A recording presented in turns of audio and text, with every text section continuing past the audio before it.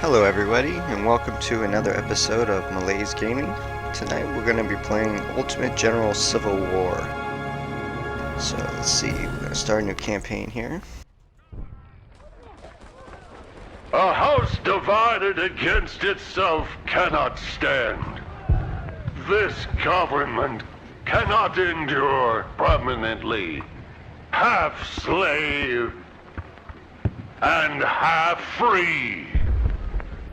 I rise, Mr. President, for the purpose of announcing to the Senate that I have satisfactory evidence that the state of Mississippi, by a solemn ordinance of her people in convention assembled, has declared her separation from the United States. I like the little quotes that it has going on kind of in the background.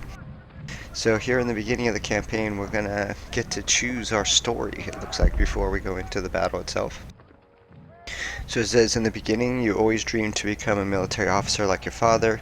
It was your destiny to serve your nation in the battlefield and become a war hero. And so after we graduate from West Point, we get 3 different choices.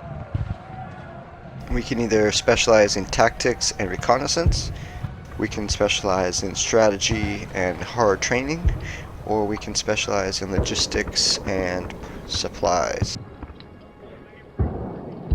So I think, at least for the way that I like to play, we're going to just go with training.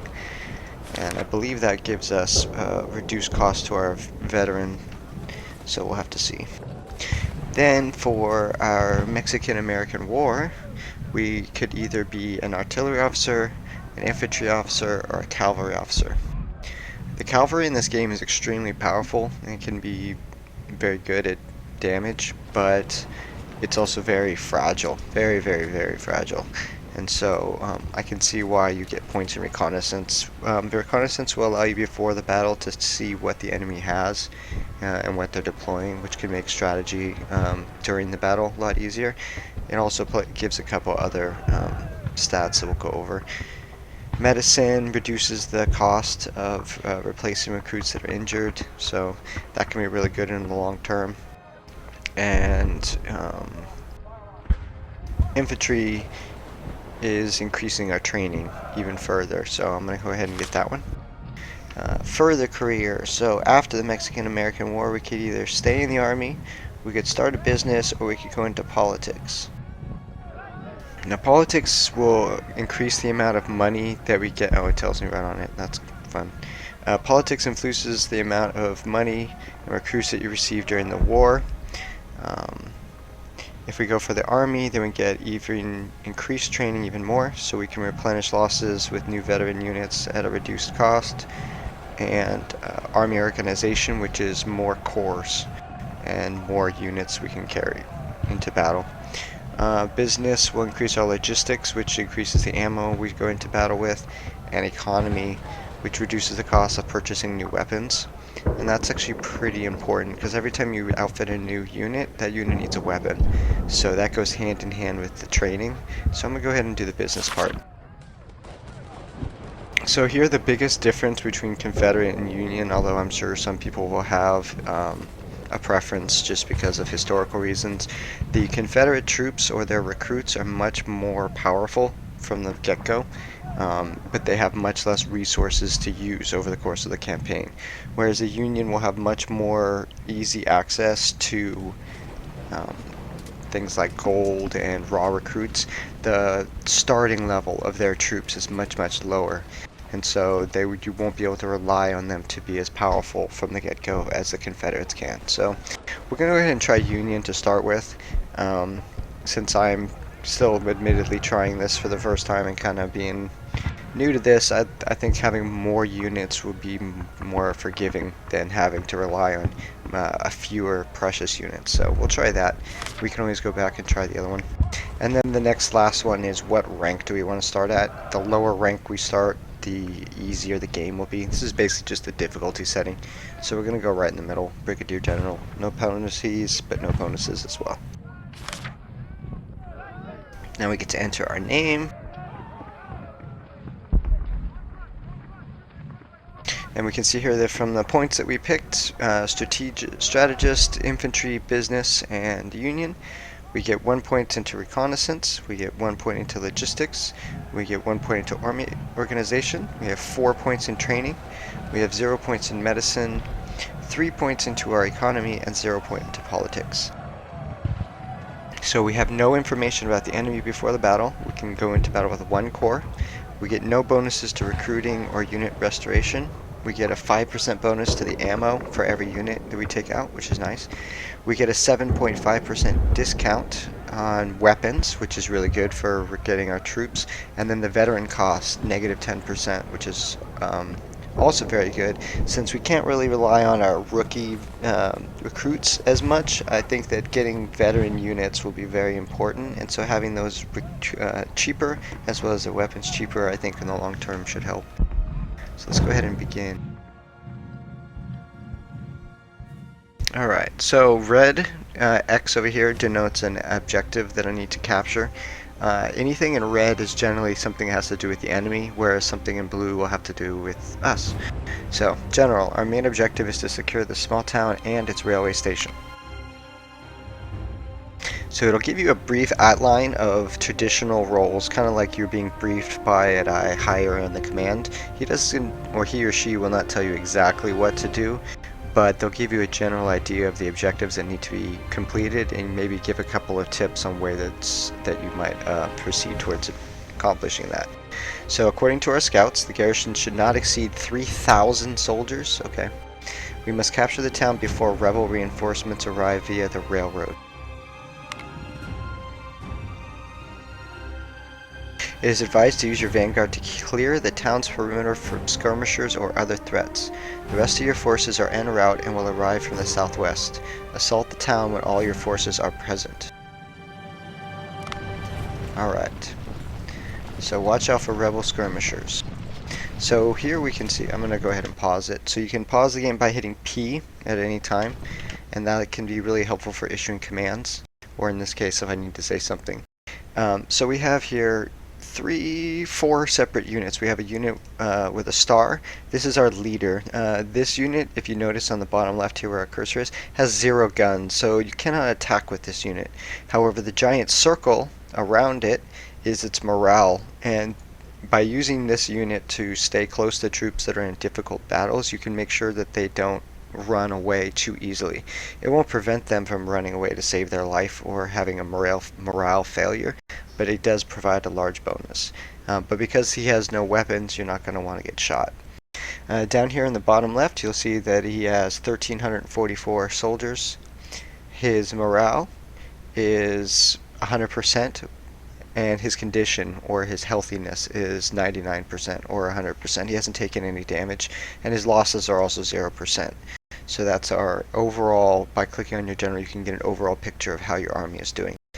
So way up here in the distance, we can see Philippi right here, and this is the objective that we're going to be capturing today. And between now and then, there's going to be quite a few little battles. So we've got some combat unit here as well. We've got the 1st Corps, 1st Division under the command of Zook. Looks like that's a major. And if we click the little I for more information, we can go back and forth between the commander and general stats of the entire division, and to the information of the stats that it has itself, as well as the weapon. So you can get different weapons, but we'll go over that when we get to the inventory part after the battle. So he's got 880 troops, big infantry brigade, yeah, it is a brigade. Big infantry brigade. It's going to be kind of slow moving and clumsy, to be honest, with maneuvering. You don't want to be trying to spin this thing around in the middle of a field to chase down cavalry or anything like that. So we're going to have him come up onto this hill and begin clearing the way to this town. If we go down in the low ground here, there's a pretty good chance that we'll get attacked from one of these 2 hills on the side. So I'd like to at least try to avoid that if possible. So I can either just simply right-click on the ground with the unit selected, and the computer will create an auto-generated path for me. Or I can left-click on the character's icon, and then hold it down, and I can create a path of my own. And so I'm going to create a path that has them going into the trees and going up in this direction.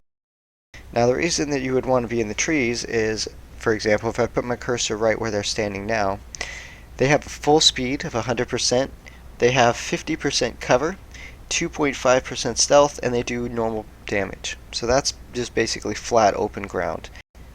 Whereas in the trees, they can do 85% less damage, or 85% damage. So they do 15% less, but their stealth is 500%. So they have a really good chance of sneaking up on the enemy, and they have 160% cover.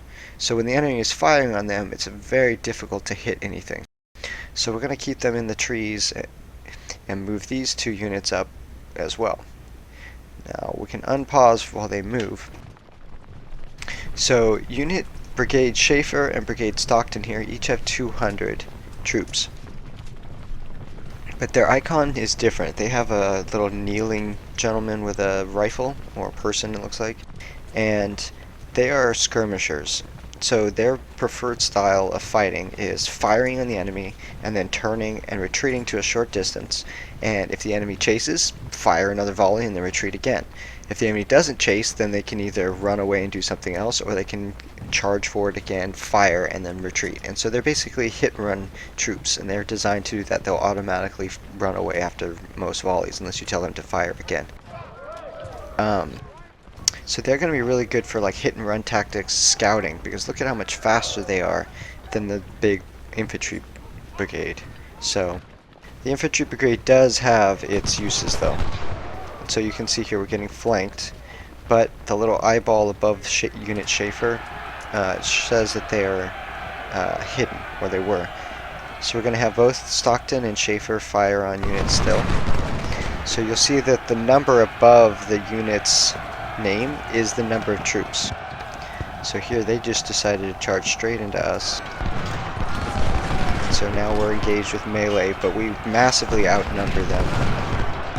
These troops over here, Unit Burns, they're firing into the fight, but they're going to be pretty ineffective, to be honest, because all these troops are fighting in the trees. So you can see Unit Still here is just suffering just horrifying losses, and now they're trying to run. So it says routing, and the character is flashing white, so they're basically no longer willing to fight and are running for their lives. So we're going to have Unit Schaefer and Stockton turn and fire on them again. And the fact that their flag disappeared means that they've completely abandoned the battlefield. So that unit is gone. We cannot fire on them, but the enemy no longer has access to that unit either. It's effectively been destroyed. So we're going to have Unit Zook here continue to move up. So Brigade Schaefer did suffer 27 deaths, but they did get 47 kills. Stockton, on the other hand, got 73 kills and only suffered 7 losses. So we're going to have these skirmisher units here attack Unit Burns. Our infantry brigade did take 1 loss from that last volley. And now we're going to turn and attack this Hexamer brigade. They look like they're stuck against the side of the cliff, so... Nice, okay, so there were 7 of them. Our infantry brigade is getting ready to fire. When they fire, they're going to have just so many numbers that even though they don't do huge amounts of damage, there's lots of them. Alright, so we've gotten to the next part of the battle. Your reinforcements have arrived, now head to the town. Alright, so Bristow here is an infantry brigade, or cavalry I should say. Alright, so Hexamer's just getting devastated.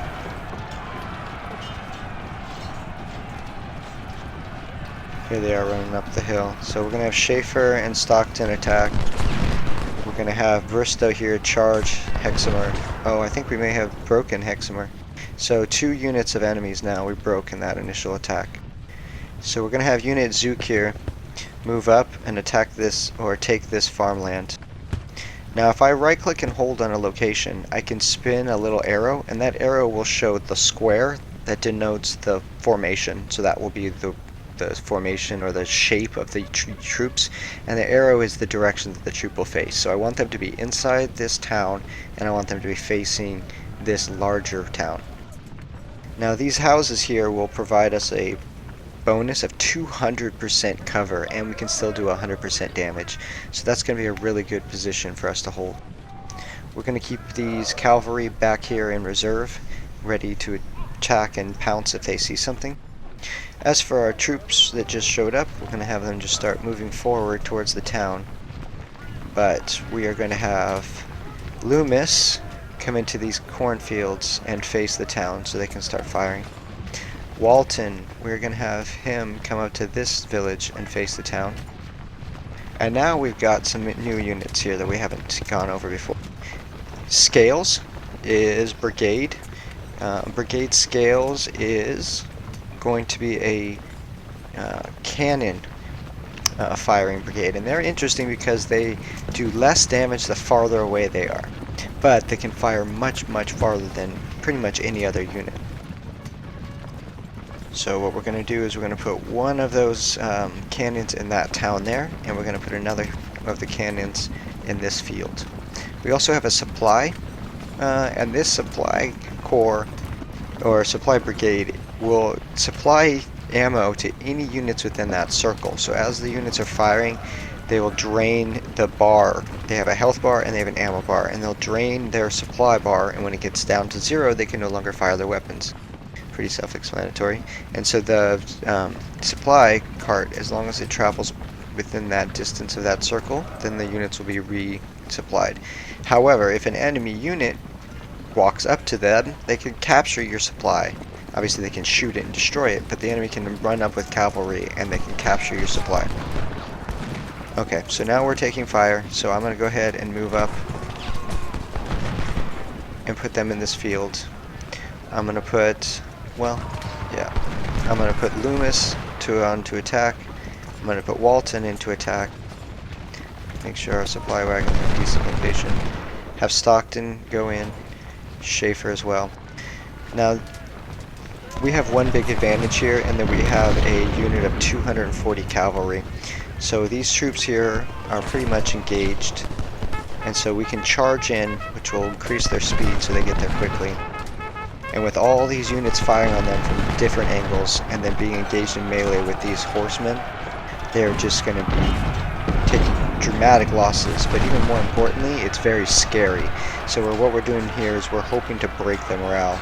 So we cause them to leave the houses, so that's good. So our horses actually suffered enough damage. So let's see if we select them. So yeah, we've got them to leave the town, and they are now in a full retreat. We're going to have Unit Zook move up, have Unit Walton move up. Going to have Unit Loomis here move into the trees facing this location. Have this cannon move over there as well, and then have this one move up to this town. So we want to be aggressive here and take in this location. So they have some cannons that are firing, but they're firing into our town, so they're going to be pretty ineffective, I'm sure. We totally forgot about our general, but that's okay. He's really fast. He'll get here quickly. Alright, so there's Philippi that we need to capture. Now it says we have 4 minutes and 15 seconds, but if you notice, the second hand doesn't go down at our normal second hand time. So we actually have much longer than that. But we don't want to be just waiting around either. So we managed to capture this town quickly. We did suffer some pretty big losses on our cavalry. They got 56 kills and suffered 56 deaths. But if we look at some of the other units like Zook, they're at 88 kills with only 18 deaths. Walton, Stockton has 130 kills with only 9 deaths. So we need to attack these units here because they're attacking our cavalry or our artillery. But they're going to be taking some pretty big losses here because they're under attack from multiple directions, from multiple units. Once they break and run, then they're going to be in big trouble. Alright, so I think this bottom part will be much easier to take than the northern part. And so we're going to push forward with all these units here. And we're going to be trying to take this.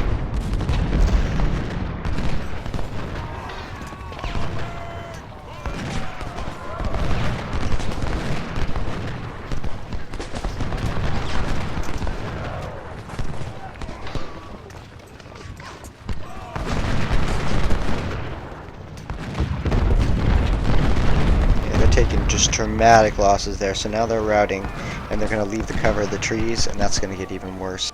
And now, although Scales did take 17 deaths here, they're going to be able to fire from this location pretty much continuously now. And they're about to get just devastated by the Loomis and Woods out in the open. Look at that. Oh, that's brutal. Alright, so we're going to have Scales switch over and start attacking Root. Stockton here is going to come over and attack Law. Alright, so we've got all these troops here attacking Law. So now we can use Bristow to break the siege.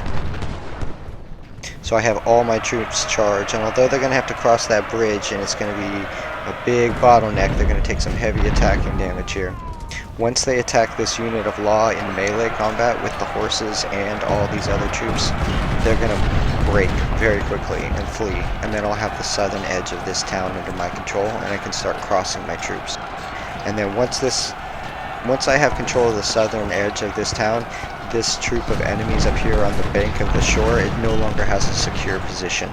They're basically completely surrounded, and I can attack them at will, even though they're already being just devastated by cannon fire. Alright, so our horses are making them flee. We're going to have them fall back. Walton is going to take this location. Notice the little shield icon? That denotes that it's a encampment, an area that can be held by a unit. So by clicking on it, its icon takes that position, and they get the bonus of that garrison area, which is 45% cover, 15% reduced damage, and 20% increased damage in melee. Alright, so we're going to get our skirmishers over here. We're going to get a supply wagon over here. We're going to get our commander over here. Alright, so Unit Loomis is here to fire on McHenry. Oh, they just took devastating. Alright, so Union has secured Philippi, so we took objective. So we got our skirmishers coming across.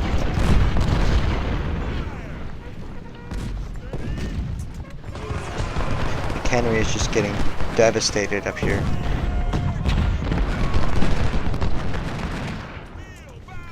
Alright, so we're taking both control of these villages, so now Root is getting attacked from both directions, so we're going to have Loomis start coming forward. Bristow is going to move up into this little area of trees, so that if the enemy does come down here to try to get to our cannons, they'll get attacked. Loomis, you have 100%. Their condition is really good, so we may use them to charge here.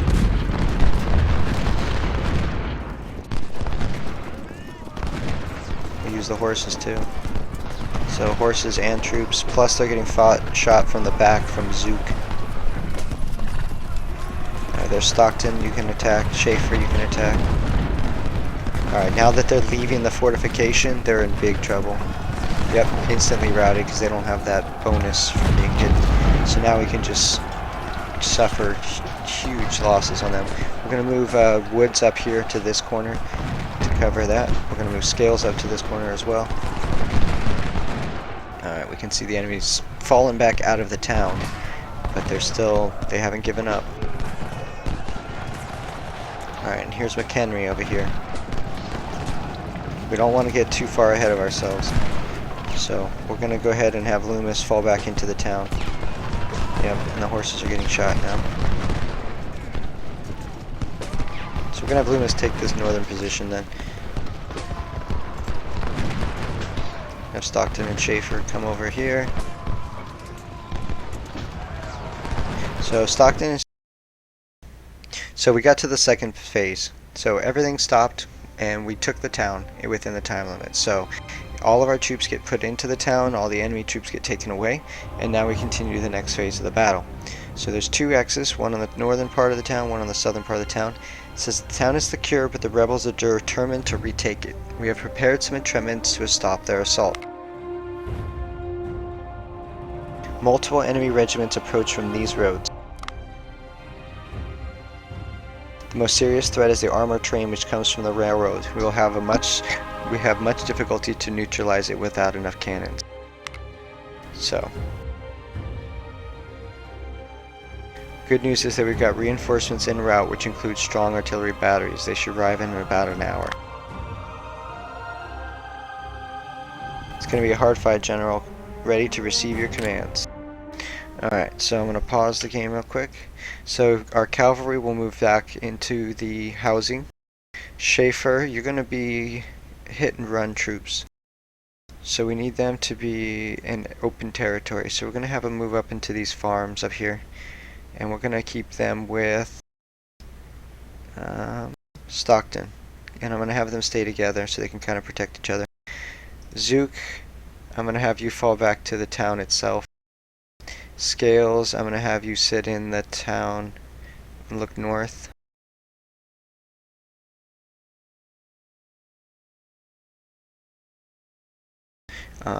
Loomis, you don't need to sit in the town. I mean, it's a decent position, but it's too far back, I think, to be super effective. I think I'm going to rather put you, well, yeah, that puts you all in that corner, so I do want you to go there, I guess.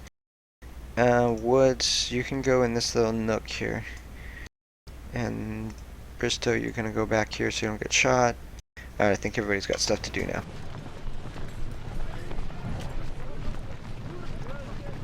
Alright, so I have to basically hold out until the reinforcements can arrive. So hold Philippi is our only objective. Alright, so Loomis took the town. There's 833 of them. How are they doing? So they got 161 kills and only 7 deaths. They're doing a great job. Walton has 107 kills and 71 deaths. Okay. Zook is 240 and 112. That's not bad. I gotta make sure my general's in the town.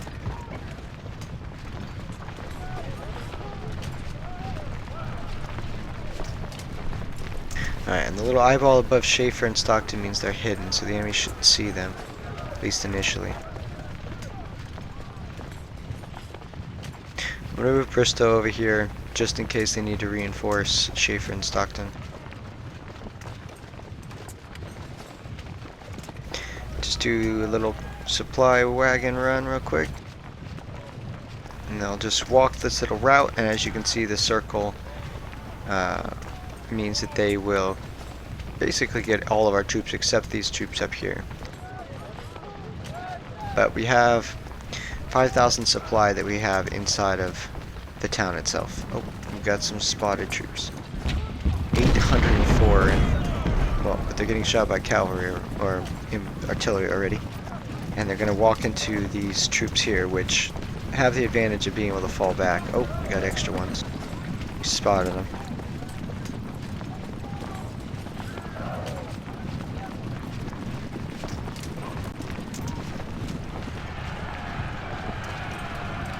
Fire and retreat. So look at the losses they just suffered, and we should be able to fall back here.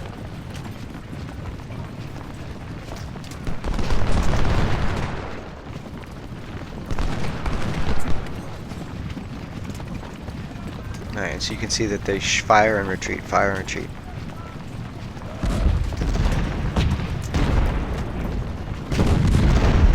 And then our cannons continue to fire. So we're going to have them fall back. Oh, the enemy's falling back as well. Alright, so we'll have them go back into these woods then. Seem to work pretty well. Over here on this side, wow, we've got... Alright, our reinforcements are arriving. So I'm going to select them and just tell them to get here. And we'll give them more detailed instructions as they travel. Alright. So the enemy's got cannons out in the middle of the field. They've got 200 cavalry. Oh, jeez. Alright, we've got more units coming in.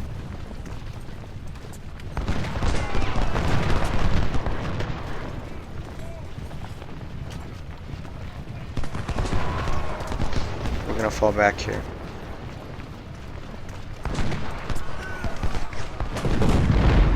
We're gonna put these troops in a position to defend if they need to.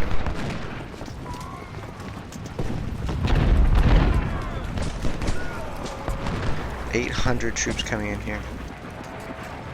And here comes that train. You can hear it. Alright, we're going to bring our cavalry down here in case these 800 troops decide to attack.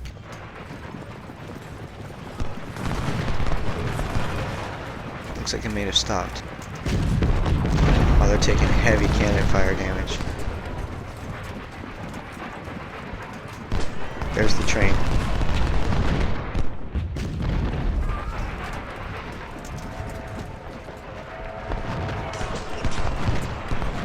Doing so far so good.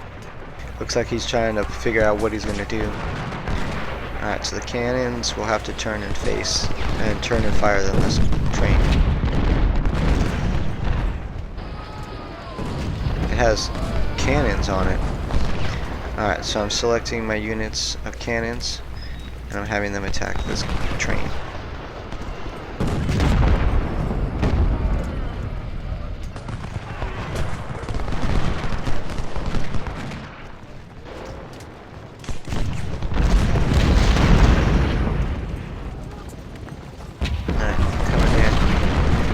Our troops, our skirmishers down south here.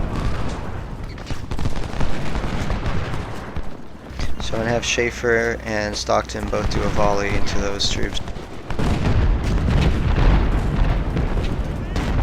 Oh, here comes even more enemy troops though.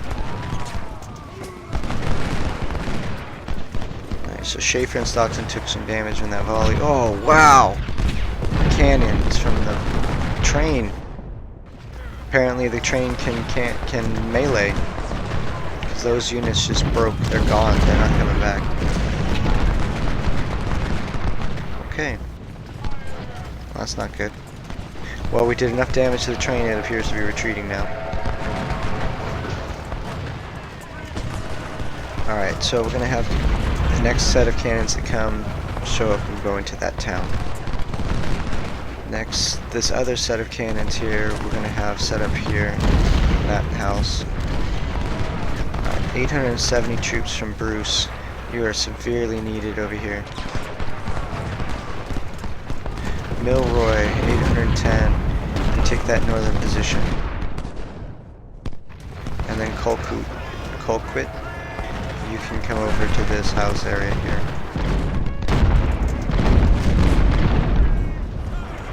Alright, don't worry about the train anymore. Fire on them.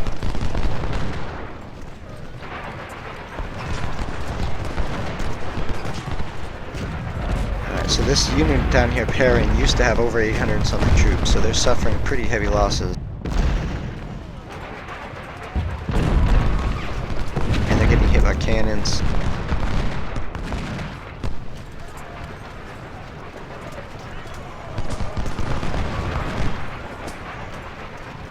Now I'm just basically holding out until my reinforcements get here.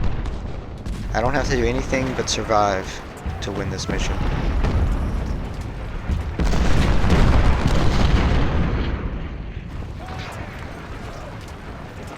Alright, so they're taking pretty heavy losses over here. I'm kind of sad that that unit of skirmishers got murdered by the train. I had no idea that the train would literally melee them and cause them to rout. It's pretty brutal. So I think that unit is gone forever. And Schaefer.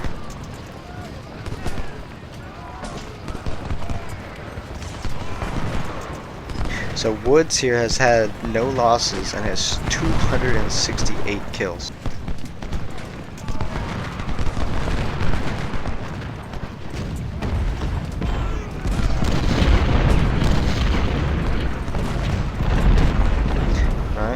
Supply train do another round. We gotta be careful with it because if the enemy captures that supply train, it's gone, everything.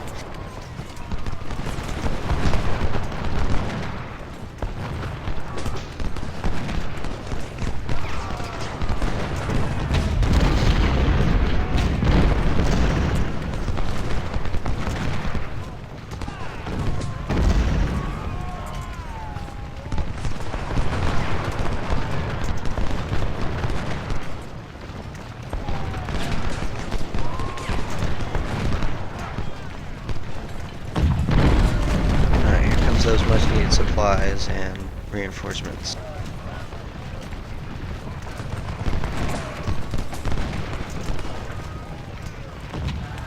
So unit of Perrin has broken and is running.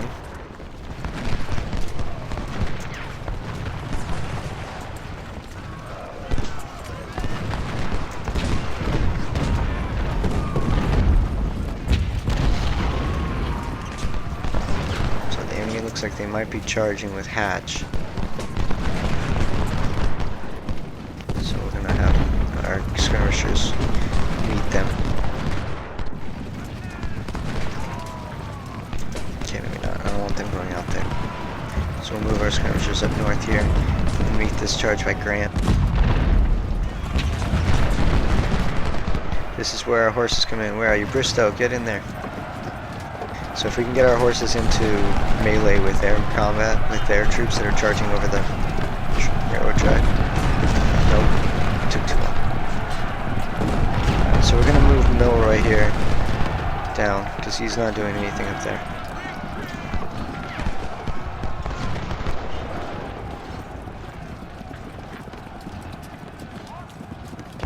So we want Bruce to attack Parrot. Pause here, attack Parrot.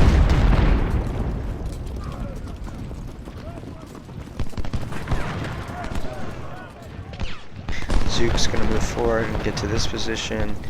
Milroy will pick up the middle line. Oh, Parrot is taking just devastating shooting damage now. Oh yeah, look at that. Alright. So Bruce is gonna fall back just a little bit. They took huge losses when they ran back, but it's going to be worth it in the long run.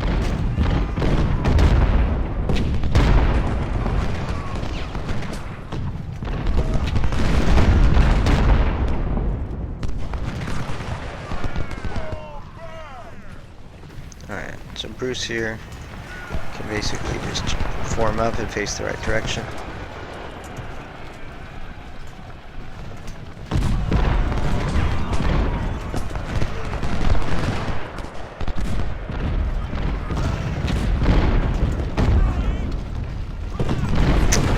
So much walking instead of shooting. There we go. Now the kills are going out.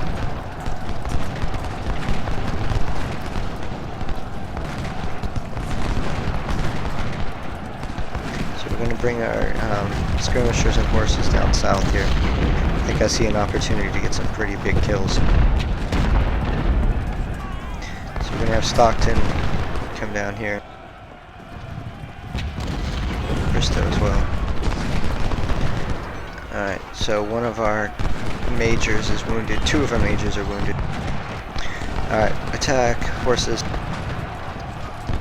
And then I'm going to have this big force attack Parrot so he ain't getting away.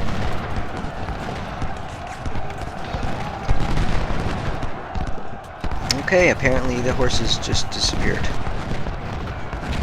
So enough of that. So I'm having these troops all move forward to attack. So Bruce is getting flanked, it looks like, but I've got a whole bunch of troops up here, so they're going to have to be forced to turn. Oh, they're routing. So these units want to charge in into vastly superior numbers. Look at them just plummeting. Yep, they're going to rout. So here my troops are fighting and engaging. Cannons are continuing to fire. Parrot's retreating now also. So you can see here MacArthur has his general over here trying to stop the rout. So I have Stockton coming down to engage. Nelson.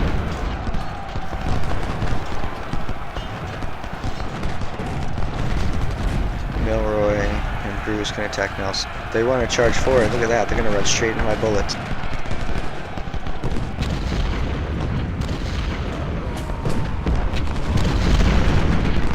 Devastating. Alright, Bruce turn and attack Hatch. Milroy turn and attack Hatch. Stockton turn and attack Hatch. Alright, they have a quick response time, so those are skirmishers, that's why. Milroy is going to turn and continue to chase them.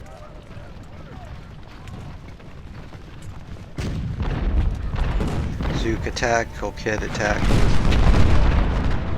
Alright, Zook turn and face this way instead. Got enemies coming. Garrison this force.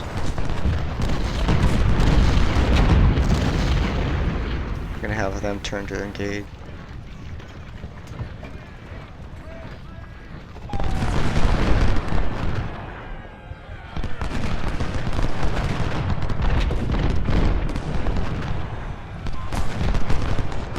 Bruce is taking huge hits here. Walton's gonna come forward.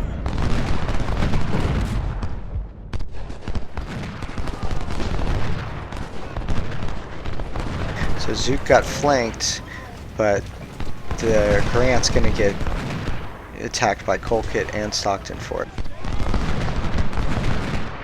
And they're attacking Real. So Bruce is attacking Parrot, Walton attacking Perrin. Milroy's gonna turn and attack them. Loomis is gonna come out and chase down Nelson. Check. So Walton just charged in, suffered pretty heavy losses, but engaged in melee like that, they're gonna just devastate them. Bruce is also firing into Parrot.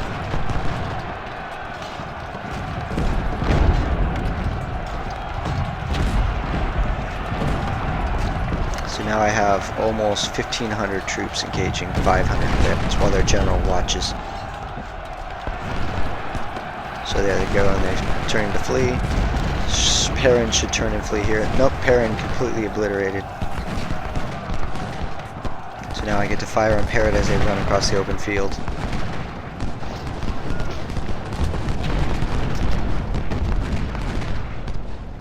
Now we're going to charge Grant.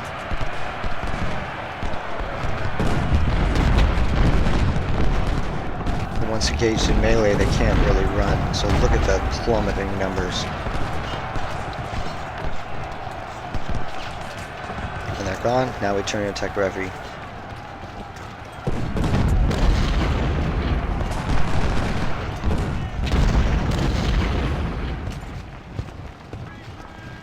Alright, so now we've got almost 1,600 troops attacking Parrot. And they're in a decent position, but there's just so many of us firing on them.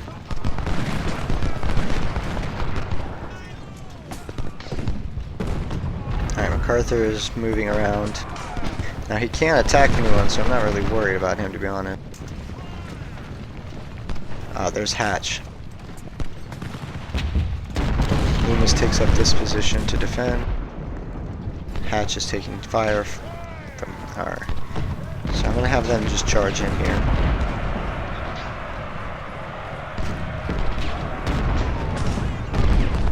And if they get into melee, which they did, then it should be over.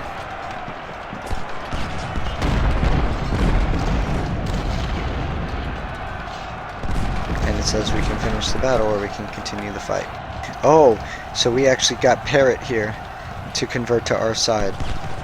So we're going to go ahead and hit G to have him rout, and he'll run back to, basically run back to base. We're going to have these units run from the top and attack Hatch. We're going to have Loomis come forward and charge Hatch. Milroy is going to attack MacArthur from the back. Bruce is going to attack MacArthur from the back. And look at Loomis just charge out of the town at full vitality and engage Hatch. And now Hatch is slowed down by being in melee combat. He's about to be attacked by Colquitt and Zook. So Hatch is just taking devastating damage here, running away from Loomis. So have Loomis stop charging and instead turn and just fire. And that instantly broke them and made them run. So now we turn and chase after their artillery. I'm going to have Stockton charge, so they should cover this open field tremendously quickly. Let's see where the enemy fire's at. Looks like they're turning towards Loomis, but Stockton's going to get there so quickly. So I have every unit possible to charge.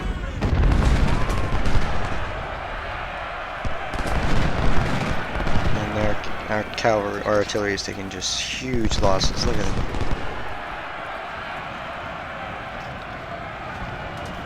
They're trying to readjust to fire. Now if they do get to fire at this kind of range, it's going to be devastating, let me tell you. Alright, Zook and Colkit are closing in. Oh, instantly devastated. Alright, now everybody turn and attack MacArthur. That should be the last unit they have. This is probably one of the most complete victories I've ever had playing this game. Oh, nice. Alright. So we can now finish the battle. So we can see here that the enemy brought out almost 7,000 infantry, over 200 cavalry, and 186 troops, but it was 8 total guns. We were down. We had 5,500 troops, 240 cavalry, so slightly more, and we had 3 times as many guns, so that made a big difference. Casualty-wise, we lost 1,400 and he lost 4,000. So that's not bad. And the 194 missing, I think, were the ones that we captured. So if we go to units here, we can see 1st, 2nd, 3rd, 4th, 5th, 6th, 7th, and 8th and 9th were us. And the parent one that we captured was actually the best unit on the enemy's team with 194 kills.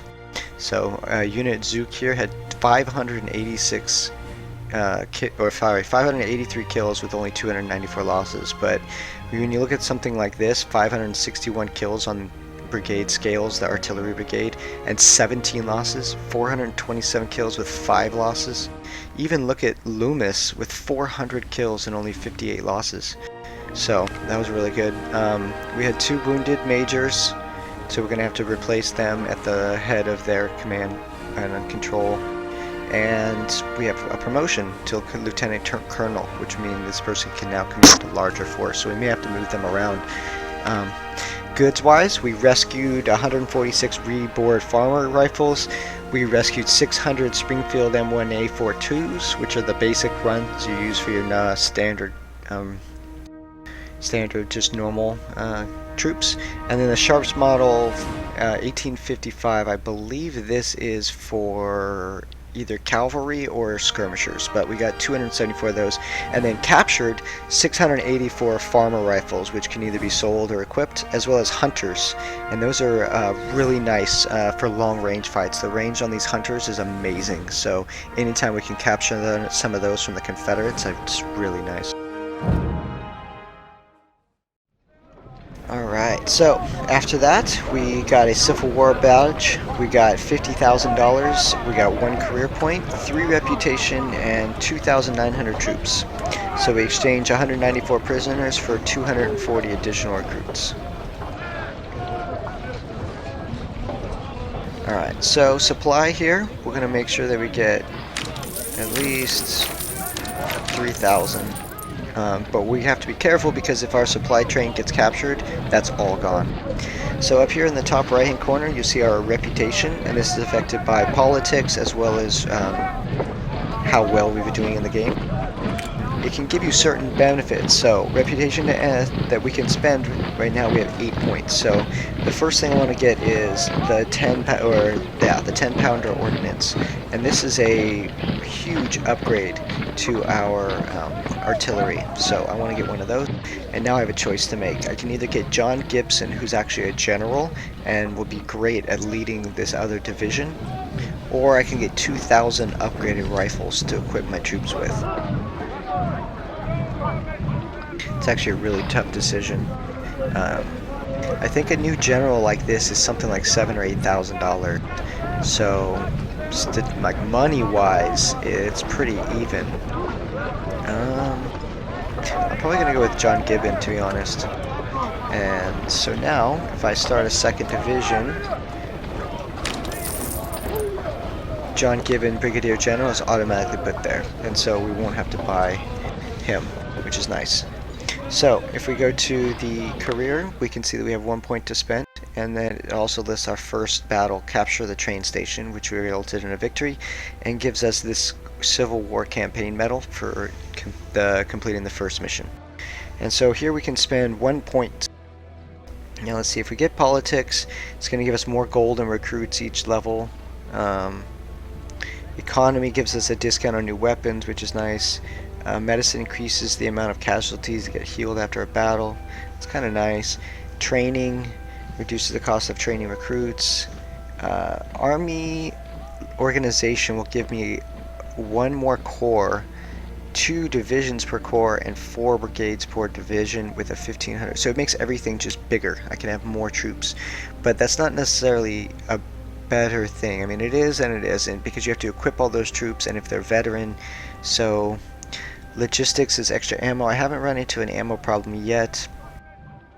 Reconnaissance helps you know the following about the enemy, including its starting army size. So we're going to go with army.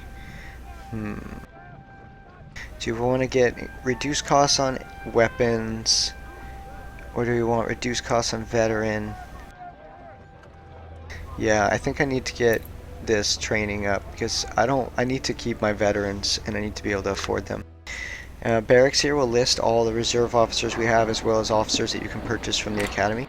Here in the armory, we'll see things that we can purchase, and then things that we can buy. And so you can see this price here, $21, doesn't seem that much until you realize that that's per person. So if you have 1,000 troops in a unit and they all get one of these Lorenz rifles, that's $21,000 for that single unit. And so you can really see how having like 150 losses by having the troops facing the wrong way in an engagement, that can really hurt, especially if you have really expensive rifles on all those troops. It literally feels like a punch in the stomach, because you know thousands of dollars just disappear. You know, obviously in addition to the lives. I don't want to discount that as well. Alright, here, so we've got Loomis Brigade, Walton Brigade, Woods Battalion, and Scales Battalion. Woods and Scales did amazingly well last time. In fact, we can look at their previous battles, and we can see that they got 427 kills with 5 losses. I think we can even do better than that. And so in order to do that, we're going to need to switch. Scales already has a 10-pounder, which does less damage than the 6-pounder that we're currently using, but it's much more accurate. So if we come over here to our guns, we can see all the different choices. They're also incredibly expensive. Next to the 10-pounder ordnance, you can see that it says 6 in the armory and 11 in the shop. The number in the shop is how many of them you can buy if you wanted to. The number of these in the armory is how many of them we have. And so we don't have to pay a single dollar, and we can get all 6 of this brigade equipped. So we're going to go ahead and do that and move them up to the 10-pounder. So they're going to be much more efficient at long range. I think we're going to keep these at 6 for now. Maybe we'll have to see, just because they're very expensive. Loomis Brigade. So we're going to upgrade their weapons. This is going to be our primary offensive, primary. I want to upgrade their weapons, I guess. They're going to be the primary force of default, the strong force that kind of holds the line. And so we're going to increase from the Springfield M version 1842, we're going to go to the Palmetto. And that's going to give us increased, the damage and effective range both stay the same, but its accuracy goes up and it's better in melee, slightly. So I mean, it's not a huge difference, but it is good and it will make a difference. So that's $10,000 to equip them with. And that was only 782 soldiers. So I think that if I had gotten these 2,000 palmettos, it probably would have saved me like $25,000. But that's okay. Getting this general here to lead the 2nd Division will be really good. Alright, so 782 troops for Loomis. That brigade is fine. Walton, on the other hand, this is a little low for me. And so what I'm going to do is I'm going to increase, well, I'm going to first get them, so we're going to up them to at least 750 troops or so. And so 750 troops at veteran status from the 463 that they have, plus upgrading all the troops with palmettos, including the new troops, is going to cost us $12,000, as well as 287 of our new troops will apply. And so now we got 782 at Loomis, we have 750 on Walton, and then we have our 2 gun batteries. So in our 2nd Division here, wow, our 1st Division is actually led by a stronger. So I'm going to move him to the 2nd Division. Maybe I can't.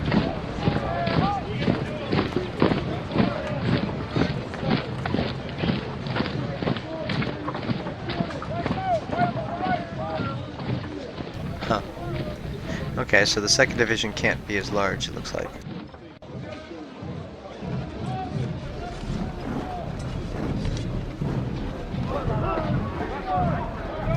Whoa, so me moving them out just, well, that sucks. So I moved this one down to the 2nd Brigade and now it's locked because he's not high enough.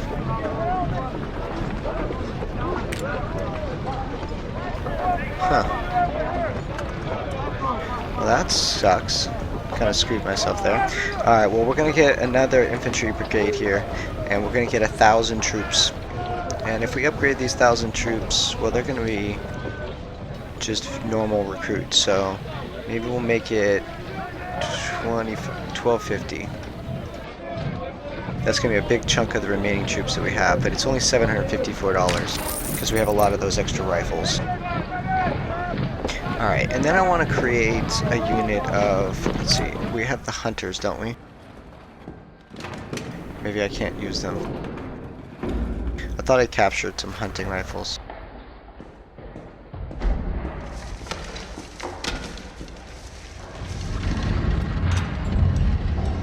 Yeah, maybe I just can't use them. Well, that's unfortunate. So the Lorenz rifle, I think, is going to be the long range one for us. Effective range 340. Springfield 340. 350. Those are $31 each, though. Huh. Alright, so if we go for the Lorenz, there's plenty of them available. So let's make a skirmisher brigade that we can do hit and run with. And we're going to give them... Oh, we've got hunters, so we have 166 in the armory. Yes, sir. Alright, so we're going to make 166 of these guys. And they're going to be hit and run with super long range rifles. So they're long range, 69 caliber, single shot. So their damage is high, their effective range is high, their accuracy is high, but their rate of fire is terrible. Alright, and they're going to be a long range firing. Okay, so now what I'm going to do, since I got the bigger Buckley, I'm going to increase this Loomis Brigade up to 1,000 troops, which is going to cost a lot of money. And I'm going to increase the Walton Brigade up to can't afford it. That's to 945 troops. And the Buckley will increase to 1,500. Yes, sir. Alright, so now you'll see here that the morale on these troops is actually negative because of my low reputation. So having that many troops without a reputation that's higher, it's actually kind of penalizing me, but I can't undo what I've done. So you can see we are probably ready to go to the next battle. So that's probably a good place for us to finish this first episode. You got to see a little bit of the strategy that goes involved with setting up the first battle. You got to see a battle itself, and you got to see us here creating our core before we go into the next battle. So I'd like to thank everybody who has watched this episode through its entirety. If you enjoyed the content that you watched, consider subscribing or liking the video, and I hope to see you in the next one as we continue to travel through the Civil War with Malaiz in this game. Thank you. Bye.